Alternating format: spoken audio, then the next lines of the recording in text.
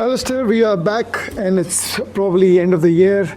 We're busy with Christmas and people are basically now slowing down. Today, probably they'll slow down further, next week further, and they will all just go into a silence. Now, but before that, the immigration world has a lot of changes and everybody is talking about this AEWV and everybody's giving their comment on it. They're paraphrasing it from the government website. They're saying they know it. And I said, if there's anyone who actually can give the background in realistic terms, that's you. And that's what we thought. First of all, thank you for your time and coming on and giving this important, imperative information for the people who really enjoy listening to you and they want to watch more of you.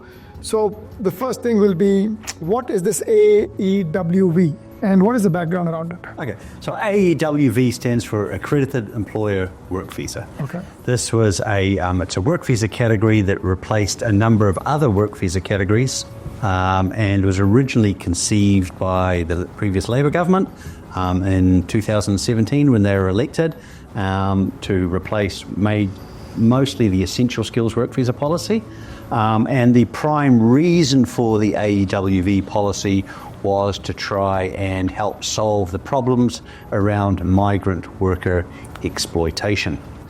So the whole point of it was to approve employers as good employers and then to ensure that the workers and the employers understood their employment rights. So that idea was conceived in 2017. We're now 7 years down the track. This is the second lot of big changes in the policy. So the policy has pretty much been changed to such a degree that it's almost unrecognisable from the original policy that came through in 2017. So we can see that the government is trying to go backwards to where we were before the policy was first introduced. And why would they want to do that? Why is it did it not work for them? Or when the Labour government did some announcements in COVID, was it a remnant of this policy? But what is we talk about today, but why is this all happening? Yeah, well, as I say, the main purpose of it was to stamp out migrant worker exploitation. But what we discovered a couple of years ago through the news media, that it actually had the opposite effect. It opened the doors for a whole lot of new avenues of fraud and exploitation. And most of that came around through dividing up a single work visa application into 3 stages: accreditation, job check, and then the work visa. We had employers who were self-declaring that they were good employers, created a huge problem. And then in the job check applications, they were obtaining large numbers of job checks, selling them on the black market, and making lots of money and ripping off lots of migrants. So as I said, the purpose was to stamp out migrant worker exploitation. The result was that it actually created more migrant worker exploitation. So the fact that we've had 2 significant changes of the policy this year clearly indicates that the priority of the new national government is to try and fix the mistakes that they believe the previous Labor government had made in introducing this policy in the first place. But do you think all these changes will really impact the fraud which happened and the migrant exploitation? Do you think it's going to change? Will it stop it? Well, then we sort of have 2 things happening with the current government. One is they need to put an immediate stop to the explosion of the fraud and exploitation that this category created. But second is the pressure that the national government is getting from business. And what does business want out of a work visa policy? Because obviously they're listening to business, they're listening to their concerns. And then we've got the wider economic climate. We were going into a recession. Economists will all say that increases in immigration act as a boost to economic productivity.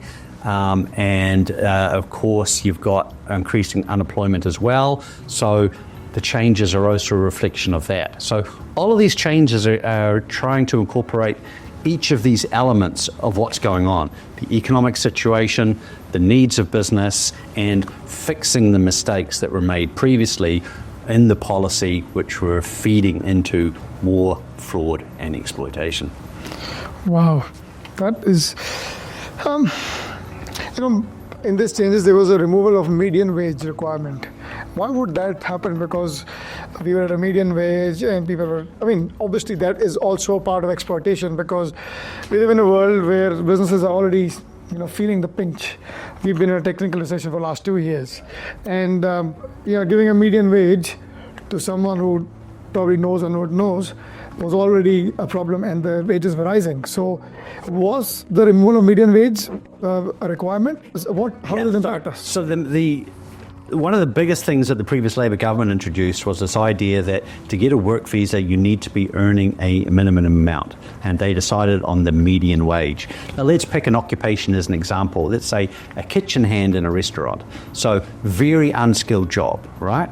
But they're saying that kitchen hands must be paid this median wage, $29 an hour, okay? It was $29.13 or something, but let's just say $29 an hour to get a work visa for a kitchen hand. Yet the market rates for kitchen hands were at around $22, $23 an hour.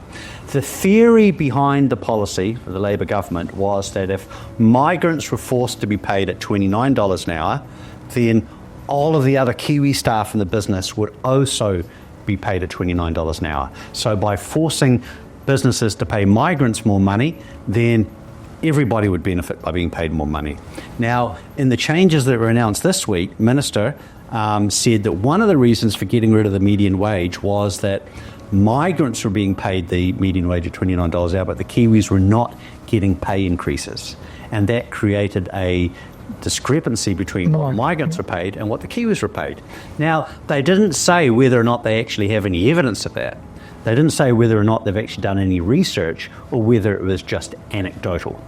So if you come from politically the left, you're going to say, well, the problem is that employers should be paying everybody $29, not just the migrants. If you're coming at it more from the right, they're saying this is an artificially high amount and it's therefore unfair on businesses because they're being forced to pay migrants higher, so it's better that everybody just is paid at the market rate rather than the median wage rate.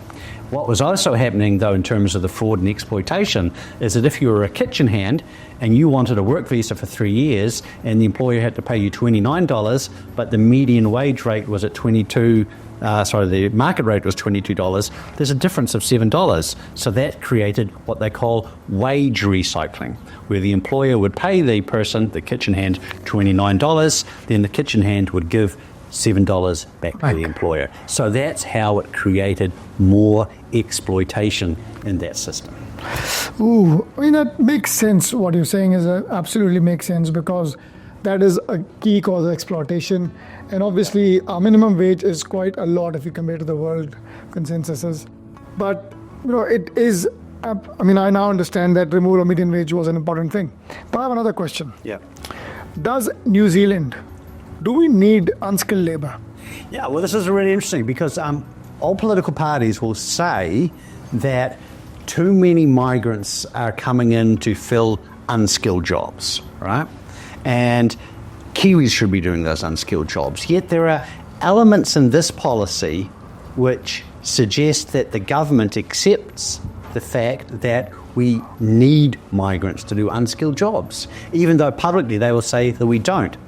But there are elements of these policy changes which suggest an acceptance of the fact that we still need unskilled workers. Now that raises some pretty interesting questions about the fact that we have increasing unemployment. There's a lot more job seekers on the benefit, but at the same time you've got immigration policies which are now making it easier to bring in unskilled workers from overseas. And many of these unskilled workers don't need any qualifications or any work experience. So you've got to ask yourself the question, why is it that we're living in a world where we have higher unemployment, more people on job seeker benefits, yet immigration policies that are making it easier to bring in unskilled workers? Now, these are questions I think that a lot of people should be talking about and asking. I don't think I'm the right person to give you answers. I'm not an economist or a sociologist. I'm a lawyer, but it is very interesting that the government acknowledges that there is still a demand for unskilled workers in times of higher unemployment. So in this case, basically, if I've got an accredited work or if I'm an accredited employer, can I get anyone from anywhere? Yeah, well, these changes do make it easier now to bring in some unskilled workers. Like, for example, they don't have to show evidence of how they've engaged with Work and Income New Zealand for getting unemployed people. They just need to make a declaration that they've engaged with them. So that's a bit easier. The minimum work experience requirements for anyone under AEWV has been reduced from 3 years to 2 years. The ability for people to continue working on interim visas while applying for further visa extensions. All of these things suggest that it's going to be easier, and it should be easier, to hire unskilled workers from overseas, which is, I think, very interesting. Do you think that are there not enough New Zealanders to do these jobs? What is unskilled and what is skilled? Well, again, I mean, it's a very arbitrary definition of what's skilled and unskilled. So Immigration New Zealand, in their infinite wisdom, have decided that they're going to divide everybody in the world up into skilled jobs and unskilled jobs, and all the policies is built around this distinction. But in practice, their classification of what's skilled and unskilled is very arbitrary. It's very vague. It really doesn't work very well. So there's a lot of pretending that goes on. So the minister will pretend that they're protecting job opportunities for New Zealanders. The policies will pretend that employers need to go out and try and search for people. But the reality is that, a lot of employers, when they place a position with WINS, they don't get applicants. They don't get people coming to interviews. The reality is that a lot of jobs that they advertise which are unskilled, they simply don't get applications. And a lot of that, I think, has to do more with the social welfare system, where you get people with families who actually take an income cut in order to take a job. So, that's something as a society we need to talk about. Why do we have a system where you can be on social welfare benefits earning $700 a week, and then you take a job and all of a sudden the family's income is $600 a week?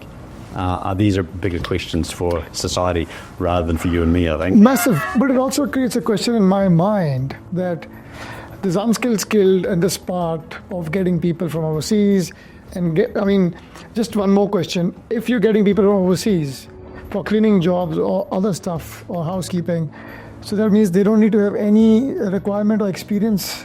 Yeah, well, currently under the AEV policy, everybody who applies for the work visas need to have either a qualification or 3 years of work experience. And as I just said before, they've now reduced that down to the 2 years work experience. So no IELTS required? No, there's no IELTS. So there's no English language requirements for these Wow. visa categories. But there hasn't been, and there never has been.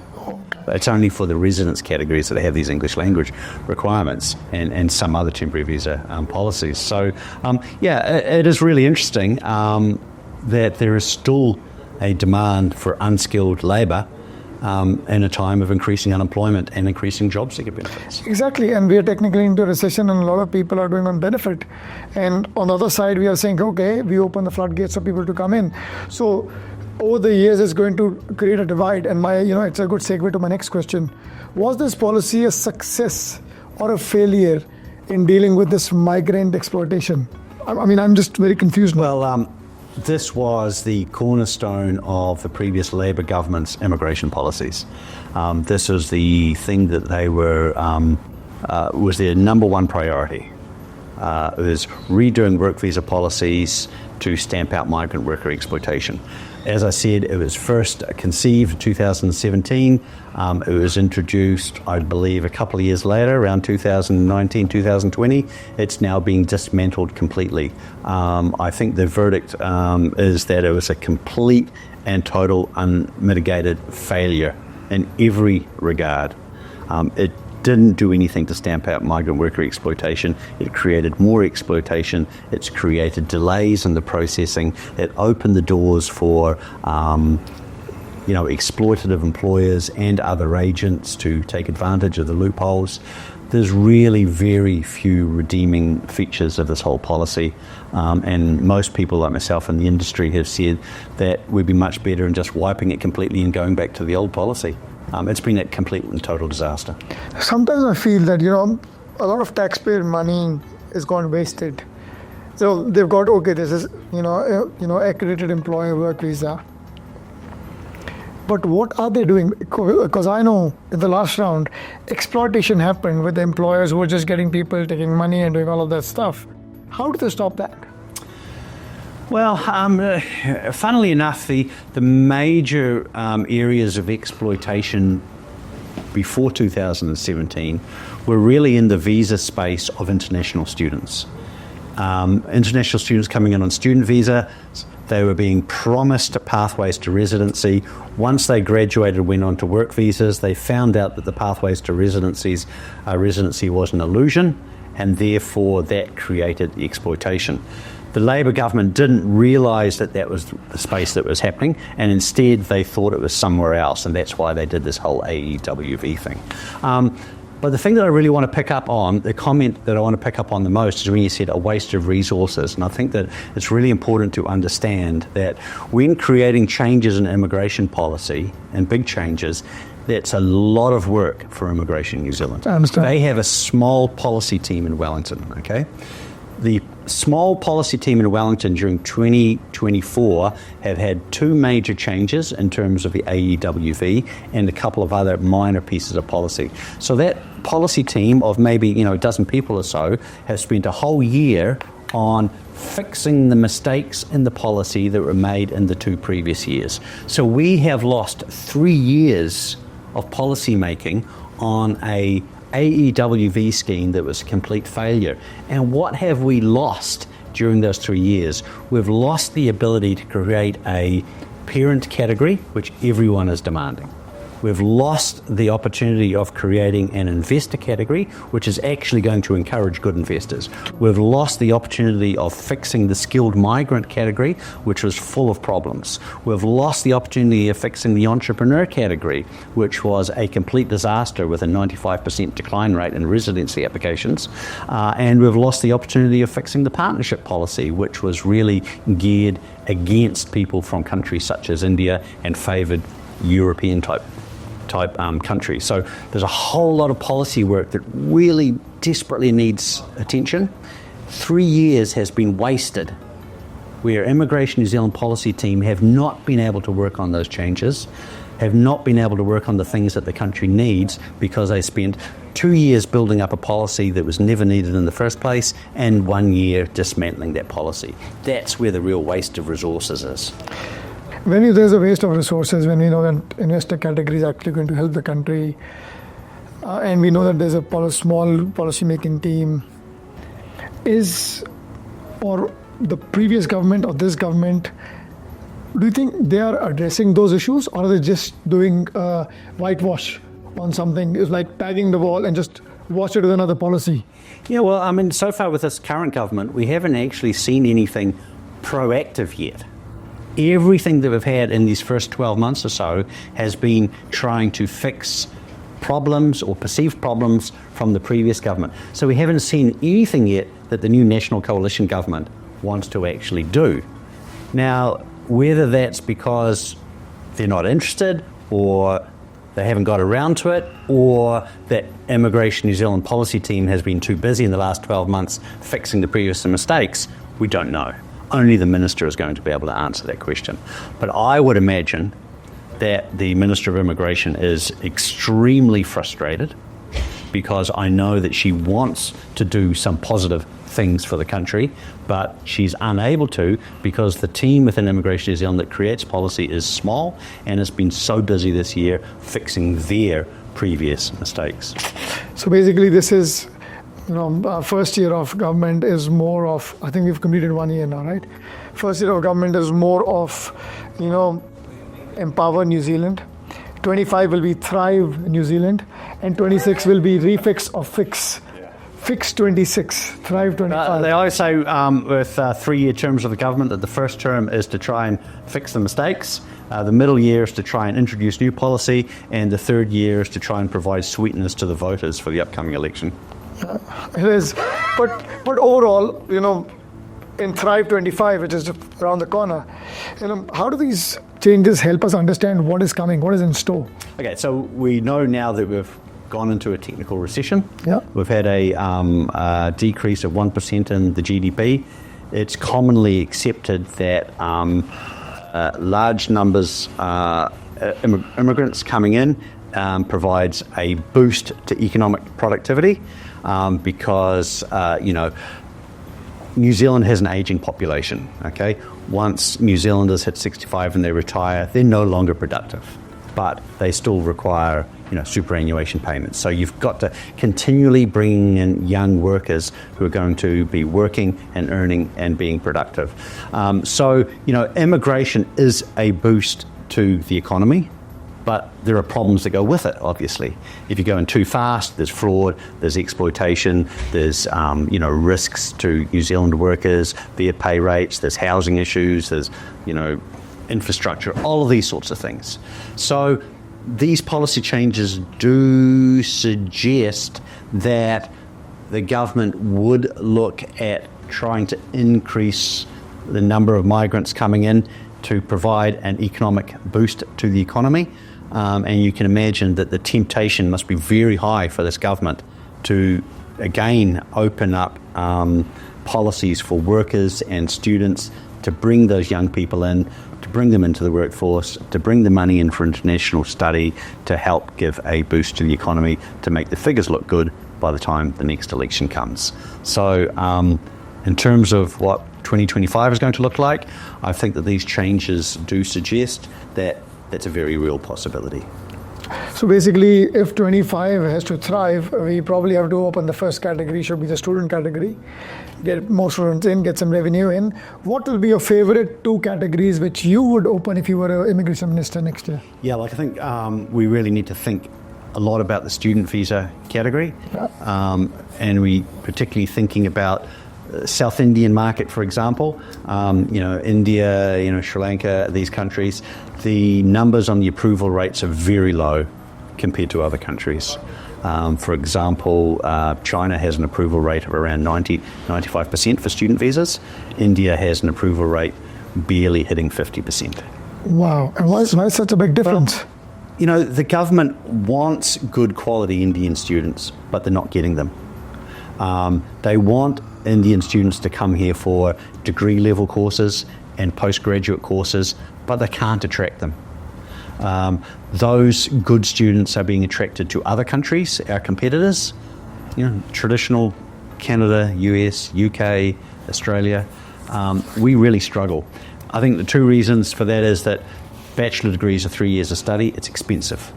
Master's degrees, 2 years of study, they're expensive. There seems to be difficulty in Indian students being able to afford those sorts of courses. And second, Indian students tend to look to countries in a different direction than New Zealand. I think China, for example, they look more within that Pacific Rim, so they're looking at Australia and New Zealand more. India tends to look westwards. They look towards Canada, United States, United Kingdom primarily. However, those countries are also reducing the numbers of international students significantly. Obviously, with the US election, the numbers are going to decrease. Also, the US government is putting pressure on the Canadian government to reduce the number of migrants coming from India, because a lot of the international students and visitors into Canada then walk across the southern border into the United States. Donald Trump has already told Justin Trudeau in Canada, you need to put a stop to it. There's no way that Canada's going to build a wall along the border. The only thing they can do is to reduce the numbers of visas that are being given to Indians. And the UK have got similar sorts of restrictions. So that is going to create opportunities for New Zealand to fill the market. But we have to find a way to attract good quality university level students from India to New Zealand. Immigration New Zealand and the government have been looking for ways of doing that for decades, but unsuccessfully. So the question is open. How do we attract those students? One of the best ways to attract them is probably having good, positive pathways to residency, which would be my second area of policy that needs work. I personally believe that there is a huge advantage to New Zealand to attract young, smart students to come here and do good quality courses and just give them a residence visa when they graduate, based on the fact that they're young, they're energetic, they're enthusiastic, and they want to make something of their life. Those are the sorts of people we need, not all of these restrictions regarding an artificial definition of what a skilled job is, or how much money you're earning, because it takes a long time to build up that level of income. Just bank on the fact that they're young, enthusiastic, energetic, good English, and good qualifications. I want to see pathways to residency for those people, and I believe that that will attract good quality Indian students and migrants. And especially when we are in an aging population, baby boomers have basically increased, retirement homes are coming up. So it's imperative and it's very important that if you listen to Alastair McClement, that you should open the student category, and if you are attracting the right talent to the right university courses, their degree courses, they will then make the country flourish anyways. It could be any part of the world, it's not only India, but it's imperative to know that. And I would say that the immigration minister or Immigration New Zealand should actually obviously talk to Mr. McClement and understand his point of view as well, because he's been doing it for 10 years. And on that note, Alastair, thank you so much for coming and giving us a lot of information. I took you a bit digressed as well, but as always, it's always a pleasure to listen to you, and I hope our audience listens to you and enjoys us just before Christmas. On that note, have a great Christmas and Happy New Year. Thank you. Thank you very much. Okay, thanks.